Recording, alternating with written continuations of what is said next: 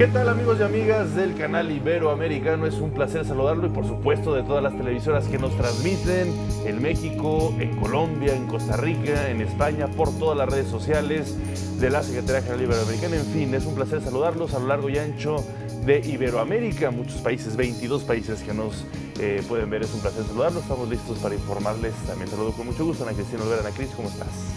Omar, como siempre, el gusto es todo mío y como bien lo dices, a toda nuestra audiencia, agradecerles por acompañarnos en esta emisión de miércoles 14 de marzo de 2018, un día triste para la ciencia y muchas más noticias. Quédese con nosotros, damos inicio con la información.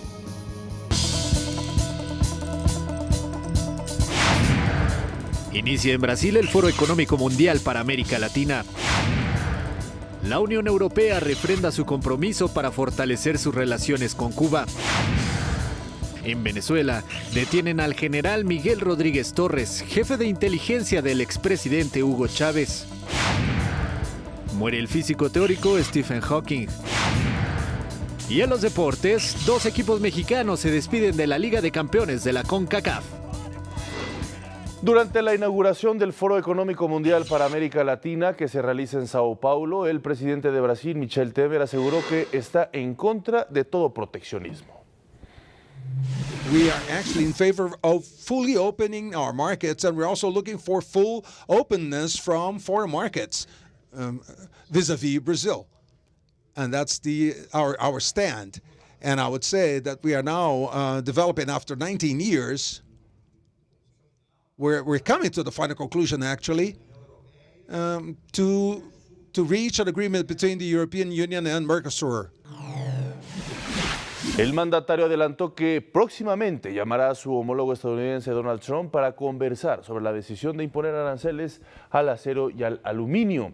Dijo que si no hay una solución de manera rápida, Brasil apelará ante la Organización Mundial de Comercio. Las relaciones comerciales entre países será uno de los temas abordados durante esta 13ª edición latinoamericana del foro. Y para hacer un análisis un poco más puntual y profundo sobre este importantísimo foro, pues que involucra a varios países de la región iberoamericana, agradecemos mucho que nos tome la llamada el doctor Gregorio Vidal. Él es del Departamento de Economía de la Universidad Autónoma Metropolitana Campus Iztapalapa en México. Doctor, muchísimas gracias por tomarnos esta comunicación. Desde su perspectiva, ¿cuáles serían los puntos más relevantes de este Foro Económico Mundial enfocado a la región de Latinoamérica? Bien, creo que hay 2 temas significativos que estarán presentes en el foro.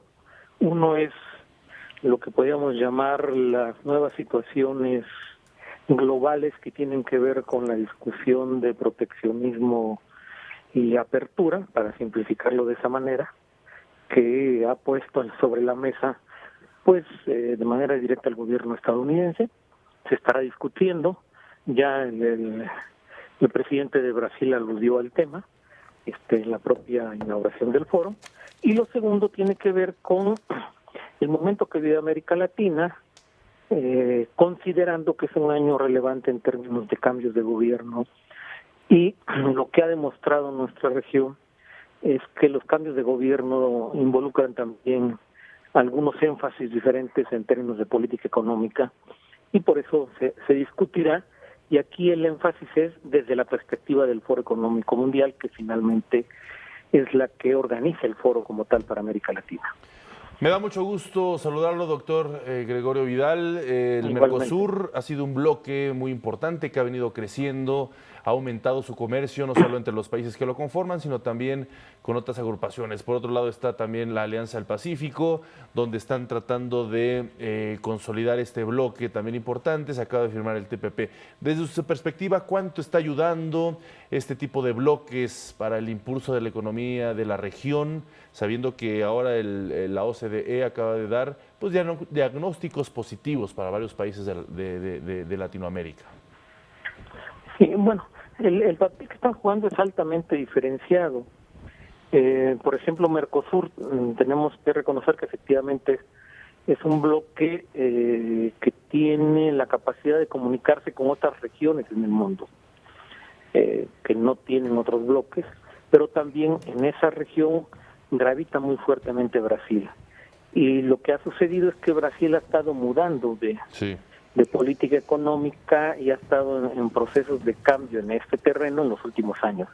Entonces tenemos que visualizar qué va a pasar hacia adelante. Las elecciones brasileñas tampoco tardan tanto en realizarse y eso puede otra vez modificar la situación. Y la Alianza del Pacífico, bueno, el peso que tiene en la economía mundial es altamente diferenciado. Hay actores, hay muy pequeños y otros significativos que tienen relaciones con otros países. Digamos, el ejemplo más notable es Claro. nuestro país, que sigue siendo un país en el que lo relevante hasta este momento es la relación con Estados Unidos. Eso no ha cambiado. Claro. Es uno de nuestros dilemas en este momento a propósito de la negociación del Telecán, ¿no?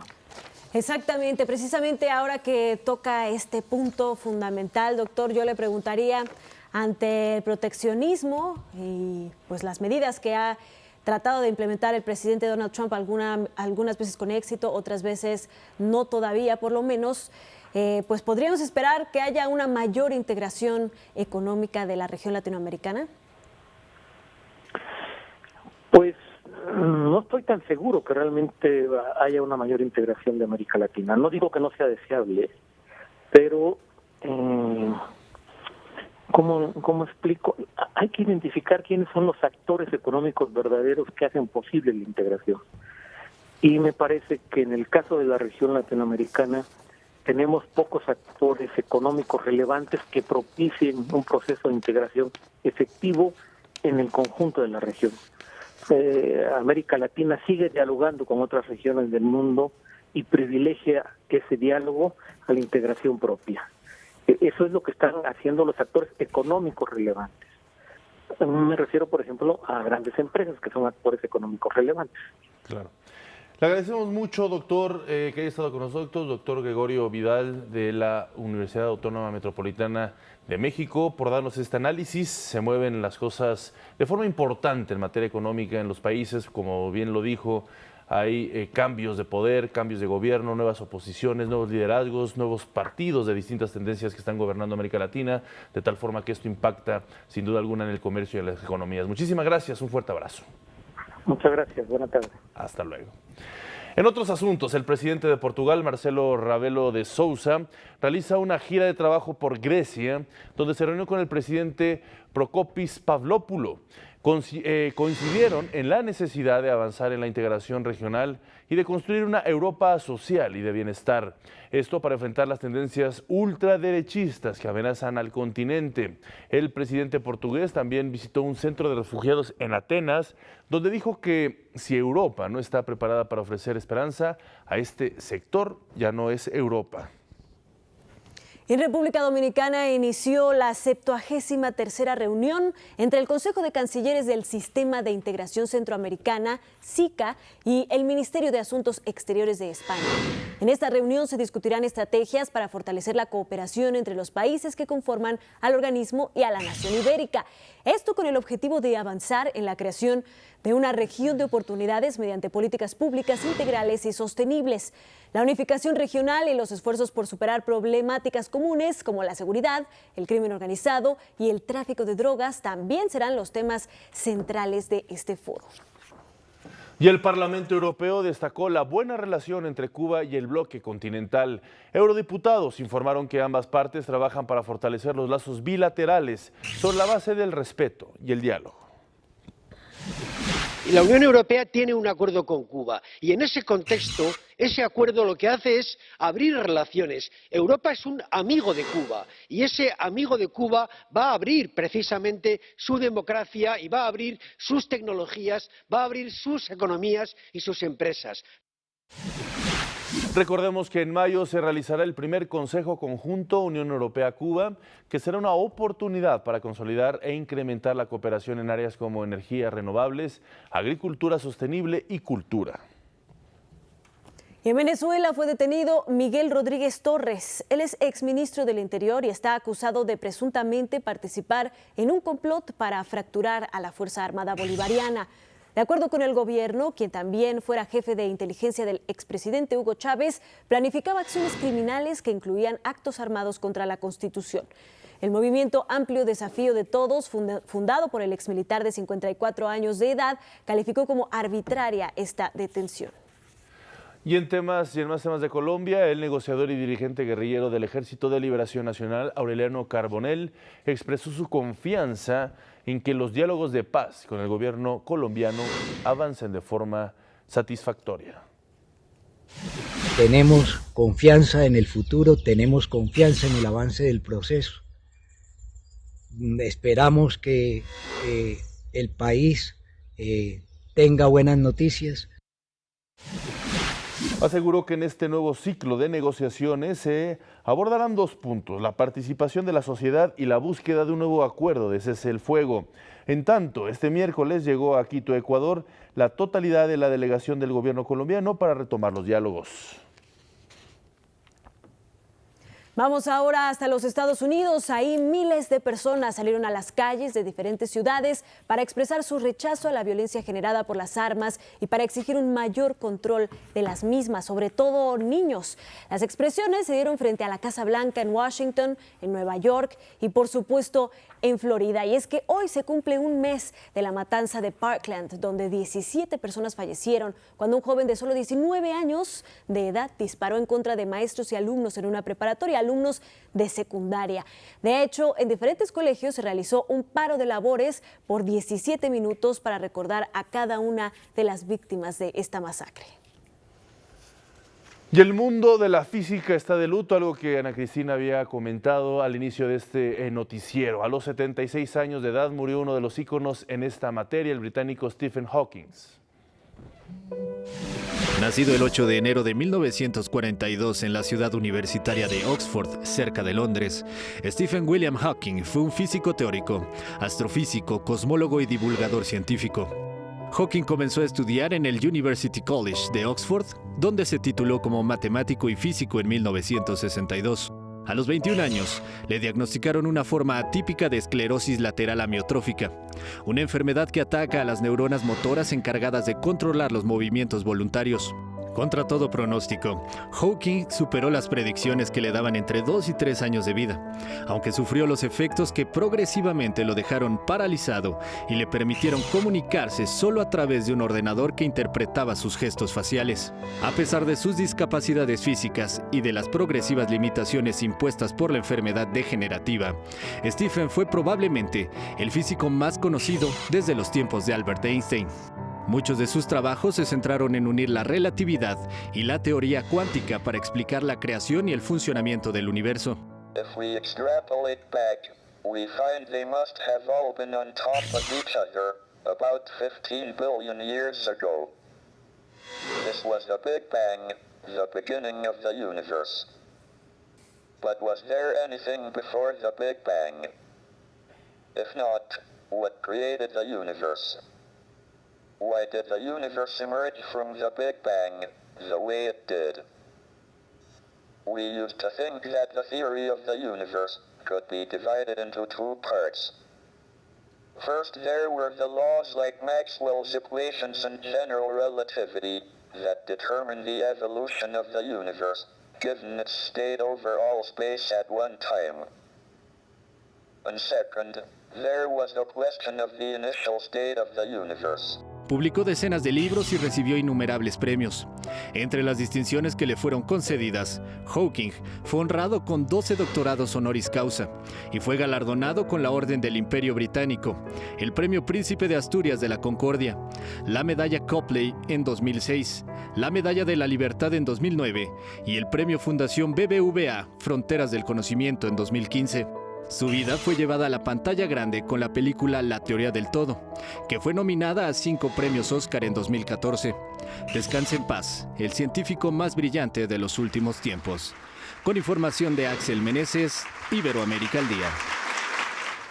Y para ahondar un poco más sobre esta pues terrible, pero que ya se venía pensando, pérdida de Stephen Hawking, nos enlazamos, le agradecemos mucho que nos tome esta llamada con el doctor Darío Núñez, él es presidente de la Asociación Mexicana de Física. Doctor, muy buenas tardes, muchísimas gracias por tomarnos esta comunicación.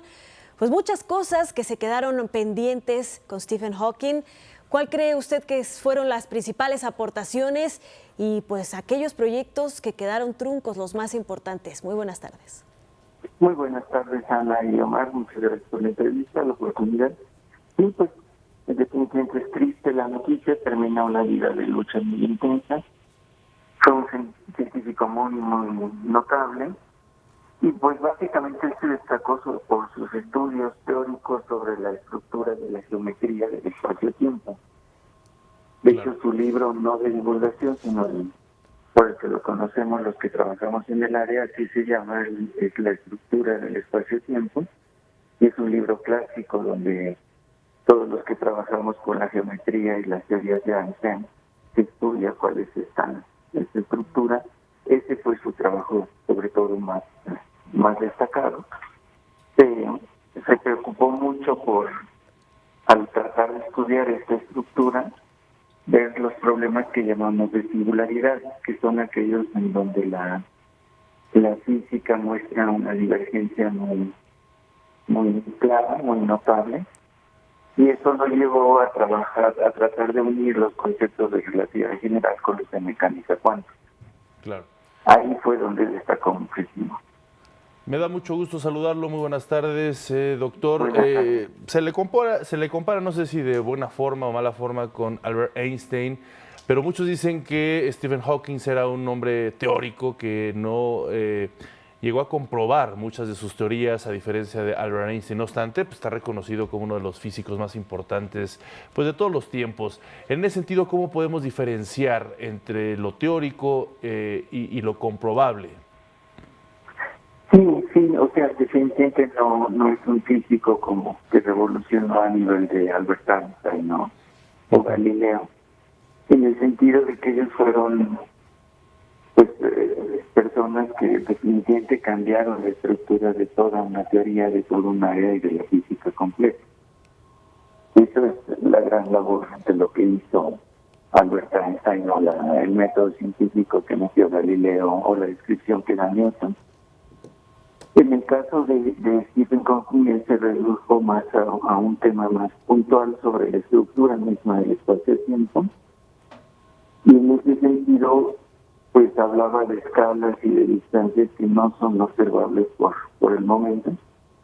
Y por lo tanto no tuvo ninguna predicción que se haya podido observar hasta la fecha. Tiene una muy interesante en la que dice que los hoyos negros poco a poco se van haciendo más chiquitos.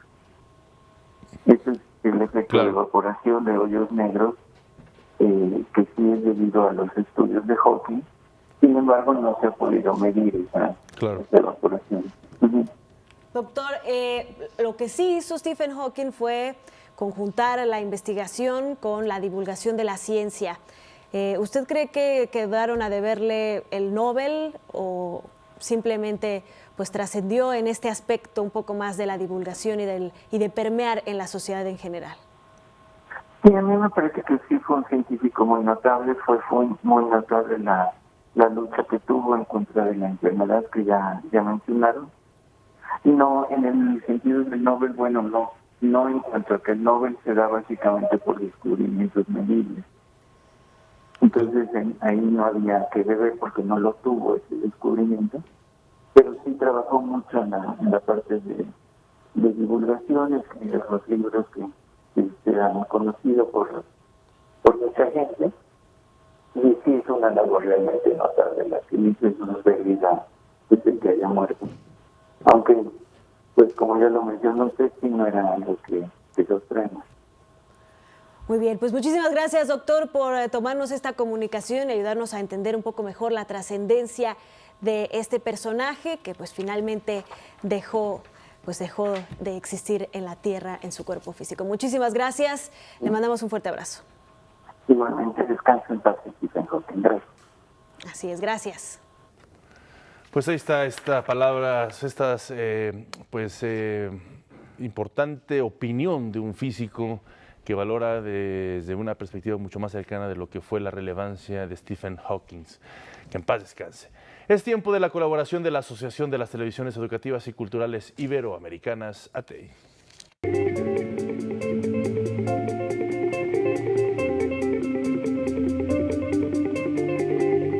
El censo oficial del 2012 revela que de 11.200.000 habitantes, apenas 9% son negros y 26% mestizos, cifras cuestionadas por el creciente movimiento afrodescendiente cubano. Desde el movimiento afrodescendiente se propone incorporar nuevos parámetros censales que reflejen mejor su representatividad. Yo creo que la autodefinición es importante, pero en un país donde culturalmente ser negro no ha sido lo más valioso, no nos vamos a encontrar mucha gente que se autodefina. Debemos replantearnos todas estas cosas desde una nueva configuración decolonial de las ciencias y de los propios movimientos sociales. Según la Comisión Económica para América Latina, CEPAL, la población afrodescendiente de la región, estimada en un 30% de una población de 625 millones de personas, es la que sufre los mayores niveles de pobreza. Aunque con diferencias sustanciales en relación a otros países latinoamericanos, en Cuba sigue siendo también uno de los sectores que más requiere atención oficial. Por ejemplo, en términos de mayor acceso a la educación universitaria, de vivienda y de igualdad de ingresos. Hay una franja de alrededor de un 20% de pobreza urbana que se ha hecho muy resistente. Es una herencia de la crisis de los 90 que se ha hecho resistente por diversas razones. Y por otra parte también brechas de igualdad que están presentes en nuestra sociedad, que son una herencia histórica y que se fortalecieron con la crisis de los 90, digamos las desigualdades asociadas al color de la piel, a la racialidad, al género, a la edad, a los territorios. Las reformas económicas que flexibilizaron las actividades por cuenta propia e impulsaron las inversiones extranjeras plantean también nuevos desafíos de no segregación racial.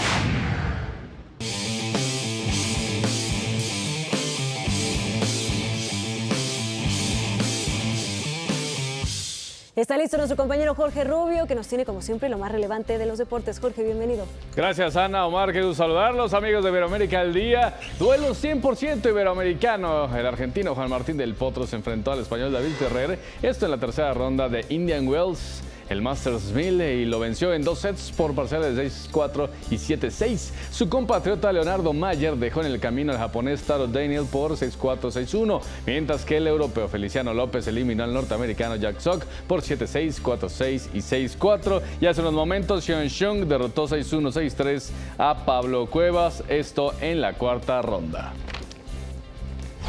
Vamos ahora con la UEFA Champions League. Barcelona en contra de Chelsea. ¿Qué ocurrió en este partido? ¿Qué está ocurriendo? Ahí está, Lionel Messi. ¿Quién más no le había metido gol al equipo del Chelsea? Y en el partido de ida de estos octavos de final convirtió su primer gol. Hoy ya lleva 2. El Barça le está ganando 3-0 al equipo inglés. Lionel Messi al minuto 3, al minuto 63 con el doblete. Los 2 goles por en medio de las piernas, mejor dicho, de Thibaut Courtois. El otro gol de Ousmane Dembélé al minuto 20, y con esto el Barcelona tiene una amplia ventaja de 4-1 en el global, así que el Chelsea pues prácticamente ya despidiéndose. Messi ya llegó a 100 goles en Champions League. Vamos ahora a la Liga de Campeones, pero de la CONCACAF. New York Red Bulls en contra de Tijuana. Aquí está Luis Ángel Mendoza al minuto 10, 1-0. Estaba acercándose el cuadro mexicano, pero al 28 venía Tyler Adams para hacer el gol del empate, y con esto las aspiraciones del cuadro mexicano se iban desvaneciendo. Mark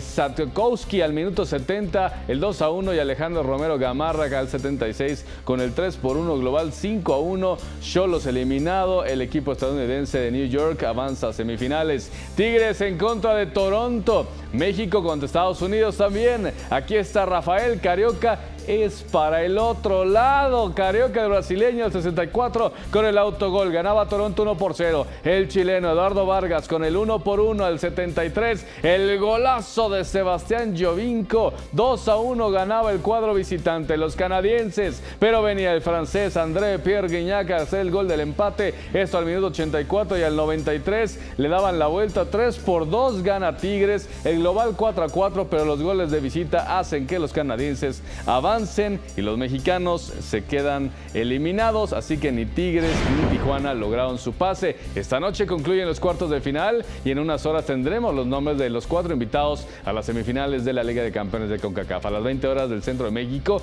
Chivas buscará hacer pesar su casa y venir de atrás en contra del Seattle Sounders de la MLS, que tiene ventaja mínima sobre el rebaño. Con el 1-0, Chivas forzaría la definición de entrada de penales. En el formato actual, Guadalajara nunca ha accedido a las semifinales, en tanto que el equipo estadounidense intentará hacerlo por primera vez en 5 años. ¿Qué otro partido habrá este día? Tauro de Panamá contra América de México, el global a favor de los mexicanos 4-0, 18 horas este partido. Copa Libertadores de América, Atlético Tucumán contra Libertad. Vamos a ver qué ocurrió al minuto 64. Santiago Salcedo iba a venir con este remate para hacer 1-0 y Rodrigo Alborno al 79 hacía el 2-0. Gana Libertad, Atlético Tucumán. Vasco da Gama en contra de la Universidad de Chile. Al minuto 77 iba a venir este gol de Ángelo Arauz Llanos para darle la victoria a la U sobre Vasco da Gama. Cerro Porteño contra Defensor Sporting. Al minuto 9, Diego Churín iba a ser el 1-0, pero el gol del empate llegaba por parte de Carlos Benavides al 47 y al 96 otra vez Churín para darle la victoria a Cerro Porteño 2-1 sobre Defensor Sporting.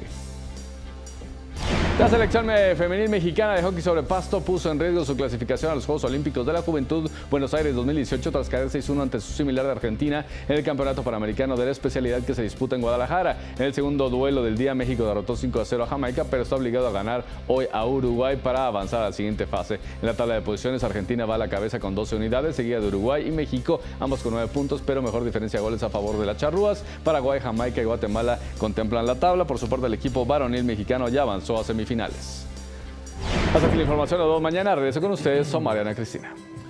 Muchísimas gracias. Muchísimas gracias. Se nos terminó el tiempo. Gracias también a usted por acompañarnos. Fue un placer informarles. Mañana cerramos la semana informativa en jueves con más noticias de Iberoamérica.